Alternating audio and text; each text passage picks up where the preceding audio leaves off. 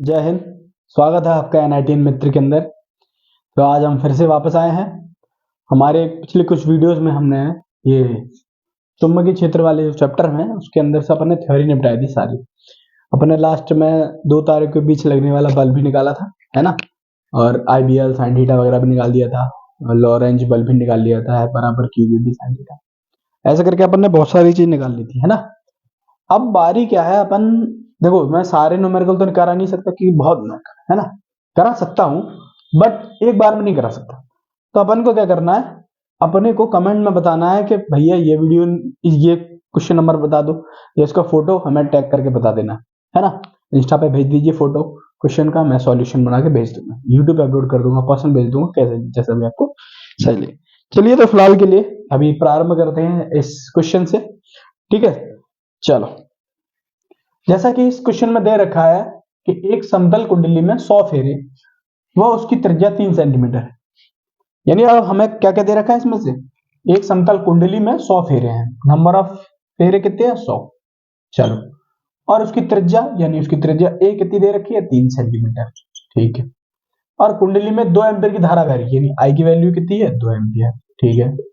धारा प्रवाहित की जाती है अक्ष पर केंद्र से 4 सेंटीमीटर की दूरी पर, यानी कोई वैल्यू एक्स दूरी दे रखी है 4 सेंटीमीटर दूरी पर चुंबकीय क्षेत्र बताना। तो देखो ये सवाल बना किस किस डेरिवेशन का था, देखो मैंने कराया नहीं है लेकिन अब यहां बता देता हूं, डायरेक्ट इसी के लिए छोड़ा था कि अगर भी कोई भी कुंडली ऐसी रखी हो, ये कुंडली ऐसे कैसे रखी पता, ये ऐसे नहीं रखी, ये ऐसे ऐसे रखी है लंबी लंबी। मान लीजिए मेरी अंगूठी है ना, अभी ये अंगूठी आपको ऐसे दिख रही है, अगर मैं इसको ऐसे रख दूं तो ये ऐसे ऐसे नहीं हो रही, तो वैसी कुंडली रखी है ऐसे, मान लीजिए ऐसे रखी, इसके आर पार हमें दिख रहा है, ठीक है।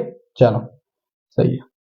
अब अपन ने क्या किया है, इसने बोला है कि कुंडली के अक्ष केंद्र से कितनी दूरी पर 4 सेंटीमीटर दूरी पर कोई बिंदु P है, जिस बिंदु पर चुंबकीय क्षेत्र निकालना है ना।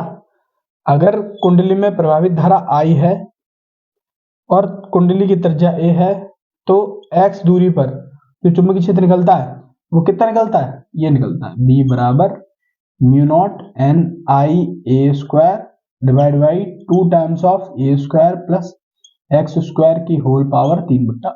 हमें ये सूत्र लगाना है, और ज्यादा भयंकर काम नहीं बेटा इसमें, यही है। चलो लगाओ, यहां लगाते बेटा, फिर ऐसे ऐसे चलेंगे। चलो हम लगाते बेटा।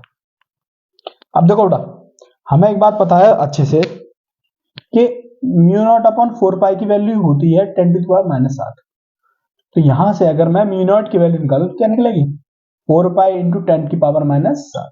चलो बढ़िया। अब ये डेटा हम यूज करेंगे, लगाओ। b बराबर क्या हो जाएगा बेटा, म्यू नॉट की ये क्या लगा दूंगा 4 पाई इंटू 10⁻⁻7, है ना। n कितनी है हमारे पास, n कितना है, n क्या है 100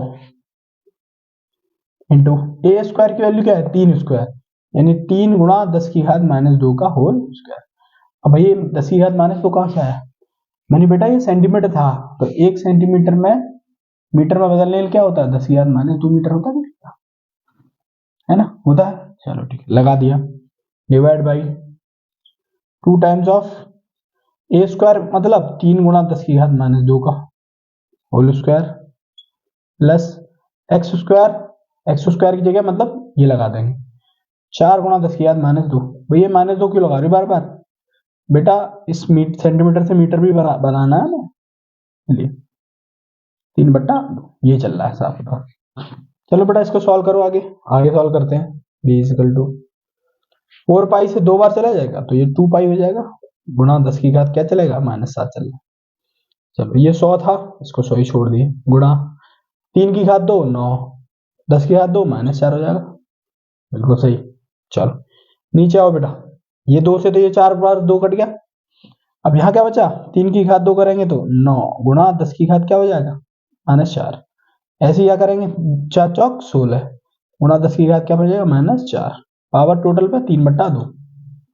ठीक है चले इसको और सोल्व करते हैं। एक काम करो बेटा 9 और का 2 बाई गुणा कर दो, तो यहाँ पे इसको आगे बढ़ाया हमने, 9 दूनी क्या होगा b बराबर 18 पाई गुणा 9 दूना 18 पाई। अब 10 की घात -7 और 10 की घात -4 कितना हो गया 10 की घात -11, और ये 10 की घात 2 और है, तो 10 की घात -11 तो ये हो गया, और प्लस 2 ये। नीचे क्या चल रहा था, चलो 16 की घात 16 और 9 कितने हो गए 25, 16 9 25, तो ये 25 गुणा 10 की घात -4 चल रहा है, इनकी कहा 3/, चल रहा है। बढ़िया, आगे बढ़ो। चलो ऊपर वाले को 18 पाई छोड़ दो, गुणा 10 की घात कितना हो गया, -9 बचेगा कि नहीं बचेगा, बिल्कुल सही है ना। चलो नीचे देखो 25 है। अब बेटा देखो, सबसे पहले 1/2 हल कर लेंगे, बाद में 3 कर लेते हैं। 25 को मैं 5 का स्क्वायर लिख देता हूँ, 10 की घात -4 को 10 की घात -2 लिख देता हूँ, इन दोनों की घात 2 चढ़ा देता हूँ, साथ में क्या चल रहा था 3/2, है ना। यानी 5 को एक काम करते हैं, नहीं थोड़ा गड़बड़ हो गया, इसको भी मैं ऐसे लिख दूंगा,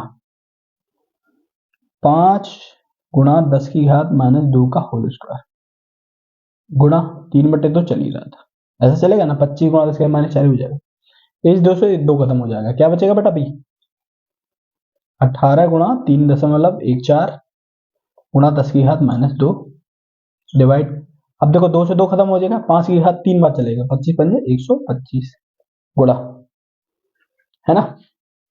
और ये 10 की घात -2 कितनी बार जाएगा, 3 बार जाएगा कि नहीं जाएगा, तो 10 की घात -3 दूनी 6 हो जाएगा। चलो बेटा आगे करते हैं इसको सॉल्व, और आगे सॉल्व किया, ठीक है। अब देखो बेटा जब सॉल्व करेंगे इसको, तो ये ऊपर यहाँ क्या बचा, 18 गुणा 3.14 डिवाइड बाई 125, अब ये नीचे की पावर को ऊपर ले जाओ, तो क्या बचेगा 10 की घात 9 प्लस 6, है ना।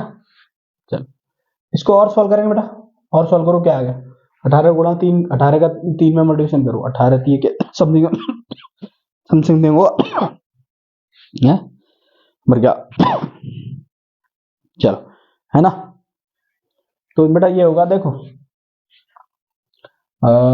0.904 का अप्रोक्स आ जाएगा ये कैलकुलेशन, और 10 की घात -3 यहाँ बचेगी, है ना, कुछ ऐसे बचेगा। तो बी बराबर जो हो जाएगा 9.04 गुणा 10 की घात -4, ये कैलकुलेट करके ये आ जाएगा, 10 की घात -9 में 6 के 3 बचे, है ना। अब देखो पॉइंट के बाद एक 0 बढ़ा लिया, तो एक और माइनस का बढ़ जाएगा, तो ये आ गया टेस्ला। तो ये प्रश्न था और इसका ये हल, ज्यादा अपन ने बातचीत नहीं की, बट टू द पॉइंट चले हैं, और हमारे पास आंसर बहुत अच्छे से आ गया। अगर इसमें कुछ कमी है तो मैं देख लेता हूँ बेटा, आंसर में कोई कमी नहीं रहनी चाहिए, बिल्कुल सही, एकदम परफेक्ट आंसर आया है ना। चलो ठीक है, धन्यवाद NITM मित्र को देखने के लिए।